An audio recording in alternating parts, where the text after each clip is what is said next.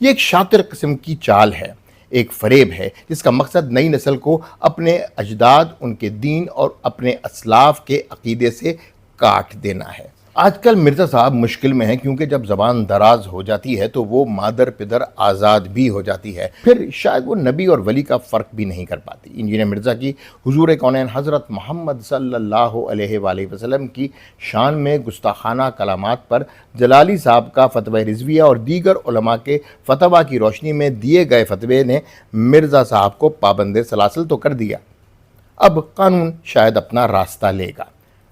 پھر جو ہوگا وہ صرف دنیاوی کارروائی نہیں بلکہ آسمانی فیصلے کا عکس ہوگا۔ یاد رکھیں، جب کوئی اللہ کے ولی کی توہین کرتا ہے تو اللہ خود اس کی بے عزتی کا سامان پیدا کرتا ہے۔ وہ دنیا میں رسوا ہوتا ہے اور آخرت میں اللہ کے غضب کا شکار بھی ہوگا۔ یہاں اہل سنت کے لیے پیغام بھی چھوڑنا چاہوں گا۔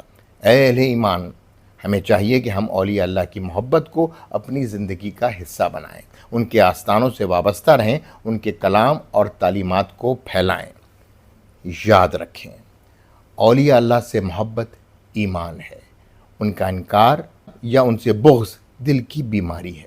مرزا صاحب کے خلاف FIR دراصل اللہ کے ولیوں کے حق میں آسمانی مدد ہے، یہ ان کے بغض اولیاء کی سزا ہے، اور اہل سنت کے لیے یہ سبق ہے کہ وہ اپنے ایمان کو اولیاء کی محبت سے مضبوط بنائیں، کیونکہ یہی محبت اللہ اور رسول صلی اللہ علیہ وآلہ وسلم کی رضا کا ذریعہ ہے۔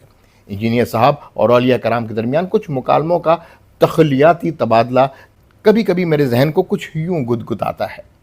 مرزا صاحب، میرے پاس YouTube کے لاکھوں فالورز ہیں، اولیاء اللہ ہمارے مزاروں پر تو وائی فائی بھی نہیں، پھر بھی ہر روز لاکھوں لوگ کنیکٹ ہو جاتے ہیں۔